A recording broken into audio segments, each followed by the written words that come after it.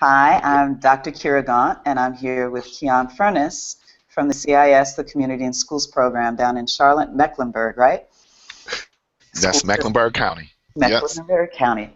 And we're just testing a little broadcast here on Friday. We're going to be doing an unlisted broadcast for a group of about 30 African American girls who are in, what, 6th to 7th grade or 7th to 8th grade?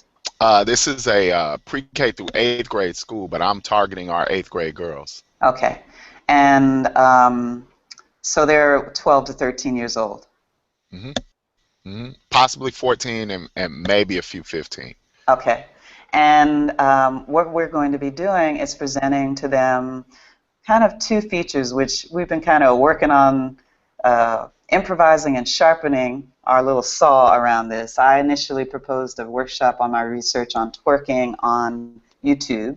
My students and I, for about a year now, have been studying black girls twerking online, particularly on YouTube, so that we can learn about the ecological environment that girls are in. It's not so much that girls are doing twerking. That's not an issue for me per se, because we did dancing that was kind of sexy. Every generation does. Elvis was a sexy dancer. There was a lot of hoopla about that.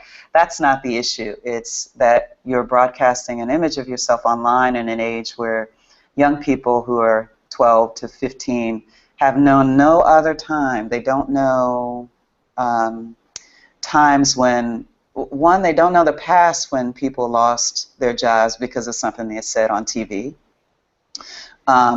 And they're the first generation of people who have access to broadcasting themselves on TV live every day. When I was a kid, I only could watch TV. It's kind of like a hip-hop aesthetic. Before hip-hop, you could only listen to records on a record player. Now you can use a record player to make music. So YouTube is that analogy. And so we're going to be talking about helping girls develop their cognitive skills, their long-term thinking, by doing perhaps, hopefully, a series of workshops to help them plan long-term, think long-term, but also to give them the skills and the techniques to think about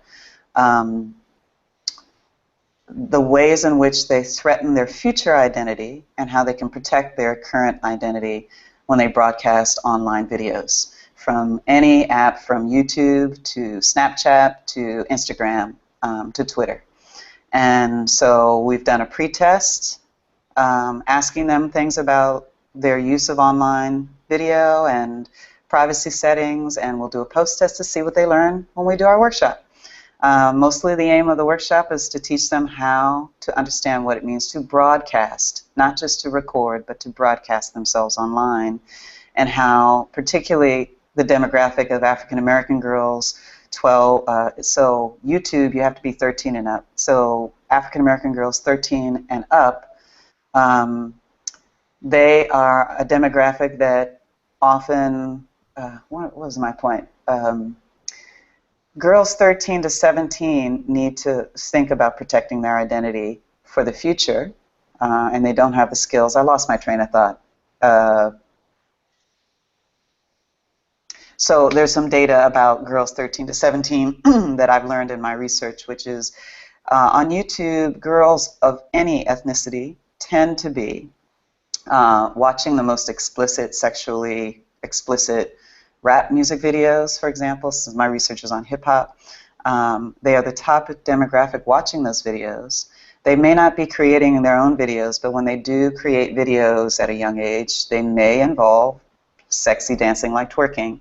hmm For girls, African American girls, no matter what age, because we live in a racist and sexist society, they will be harmed the most by those images online. And how that shows up on YouTube is that their videos may be flagged because they have illicit or they have obscene or pornographic images. So they may be dancing in their underwear with their backside to the camera from their bedroom, which users out there may perceive as obscene or indecent. And then their video gets flagged as age restricted to anybody underage.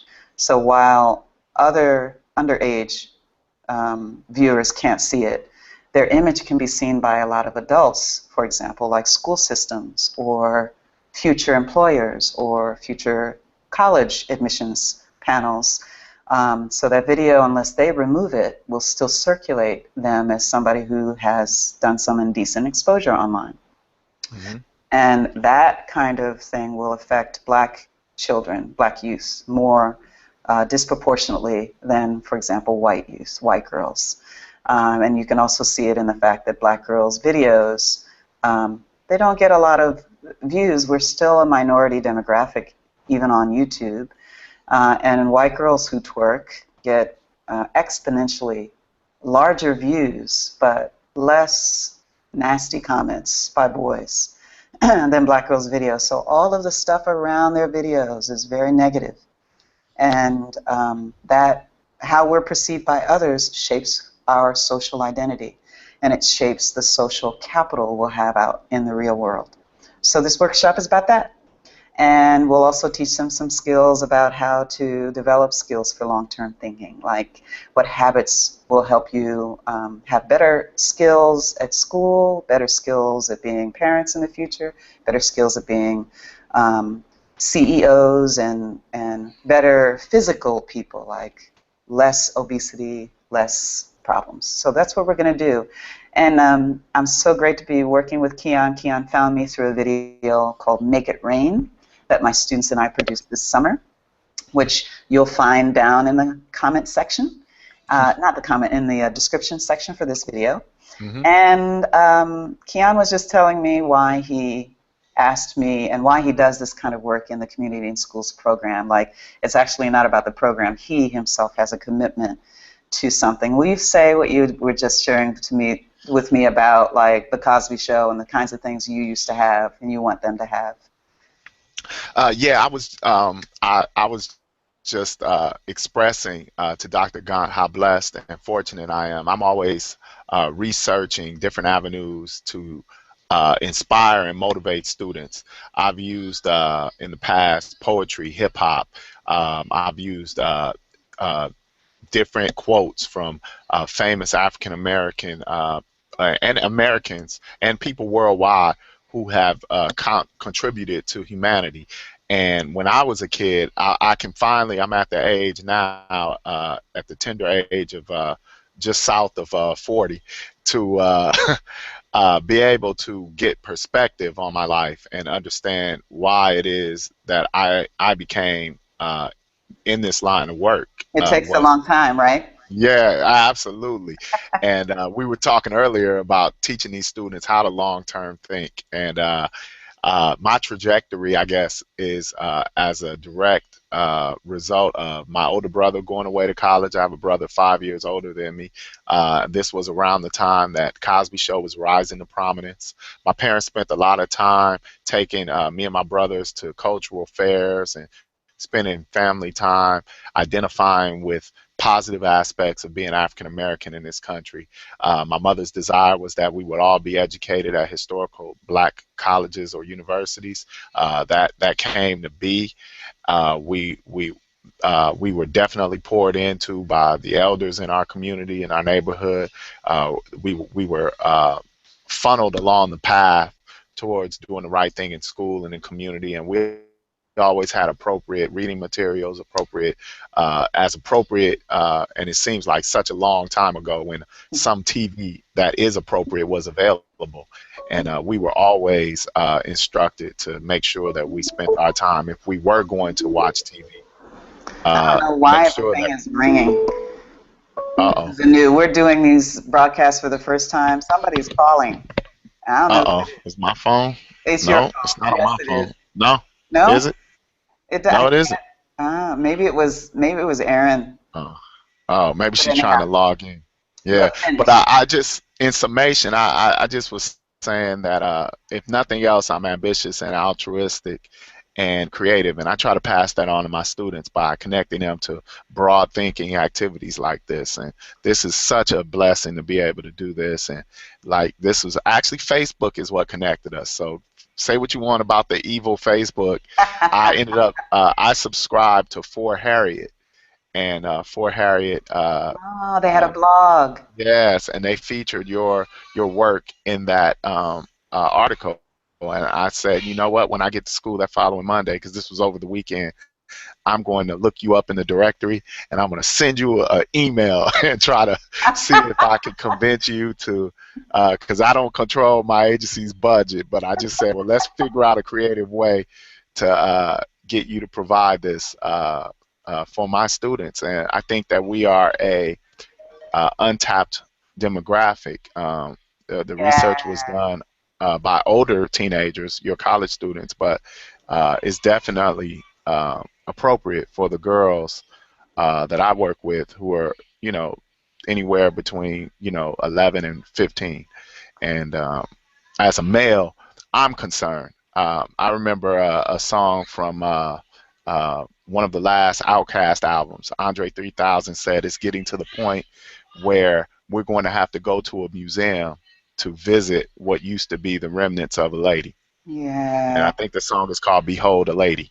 And I don't want my nephews to struggle with that. I want my niece to grow up in a culture where her femininity and her womanhood is protected. I want her to be safe. And Yeah. I know my older brother is fighting that battle with keeping her off of YouTube and keeping her off of some of the social media. They lead a very protective life over her. She's vegan and she doesn't do too much of anything that is considered a cultural norm for black children her age, and while still shaping and forming her her identity, which I applaud them because it's very hard to do so. Keep a cultural identity, but not do some of the things that they say you're supposed to do because you're an African American in this country. So, So this is a great little preemptory video. We'll probably edit this so that you can pass this around to people. yeah, yeah, absolutely. I'm And excited. I've got a call with somebody who's going to teach me more about doing Google Hangouts. Yeah, And so I've got to run, but this is going to be a great setup. And just to respond to what you said about your niece, yeah.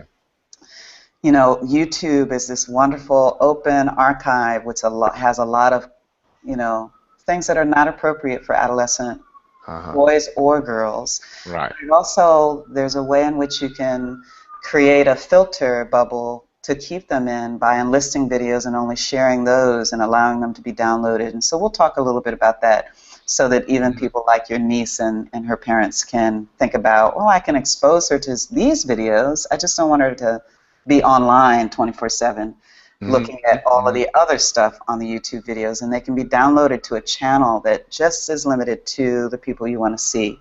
Hmm. So we'll talk more about that, but we're gonna have fun on Friday. I'm looking forward to it. Yes, All right. yes. So thank you, and we're gonna stop our broadcast for today, but we'll be back soon. Bye. Bye bye.